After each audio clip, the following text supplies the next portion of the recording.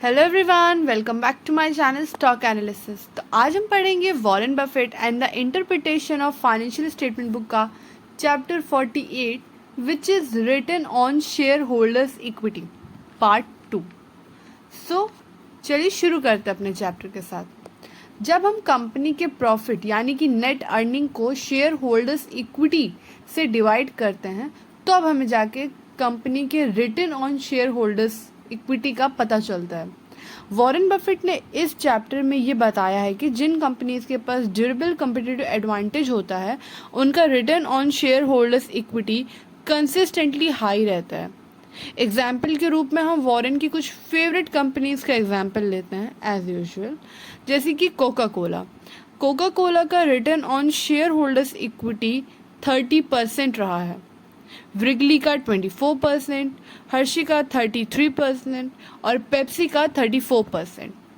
High return on share holder equity का मतलब यह है कि कंपनी अपने रिटेन किए हुए अर्निंग का अच्छा इस्तेमाल कर रही है। ये high return on shareholders equity company के बिजनेस में ऐड होती रहती है, जिसके कारण कंपनी की जो वैल्यू है वो बढ़ती रहती है। और समय के साथ जब शेयर मार्केट को कंपनी की बढ़ी हुई बिजनेस वैल्यू का पता चलता है तो कंपनी के जो सारे शेयर प्राइस होते हैं वो भी बढ़ जाते हैं।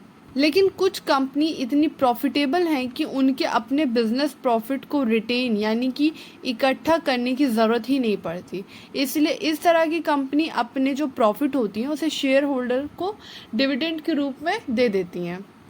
इसलिए इस तरह की कंपनी का शेयर होल्डर्स इक्विटी निगेटिव में होता है। क्योंकि इनकी जो रिटेन अर्निंग में कोई अमाउंट ही नहीं होता। लेकिन यहाँ पर खतरनाक बात यह है कि जो कंपनी लॉस में रहती हैं उनका भी शेयर होल्डर्स इक्विटी निगेटिव में रहता है। इसलिए वॉरेन के द्वारा अच्छी कंपनी को पहचानने का यह तरीका बताया गया है कि अगर किसी कंपनी की अर्निंग लगातार कंसिस्टेंटली कई सालों से अच्छी रही हो या फिर बढ़ती रही हो लेकिन उसका शेयर होल्डर्स इक्विटी निगेटिव है तो इसका मतलब उस कंपनी का जो ड्यूरेबल कम्पिटिटिव एडवांटेज है और ऐसी कंपनी में हम इन्वेस्ट कर सकते हैं। लेकिन अगर किसी कंपनी का शेयर होल्डर इक्विटी और नेट अर्निंग दोनों ही लगातार लंबे समय से निगेटिव में रहा है तो इसका मतलब वो कंपनी एक मीडियोकर कंपनी है और वो किसी भी टाइप से इन्वेस्टमेंट के लायक नहीं है।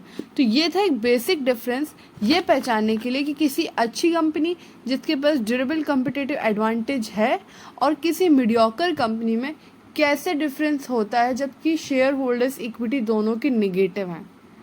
सो अगर आपको हमारा वीडियो पसंद आया हो तो please like share and subscribe to our channel और तब तक के लिए थैंक्स फॉर वॉचिंग। जय हिंद, जय भारत।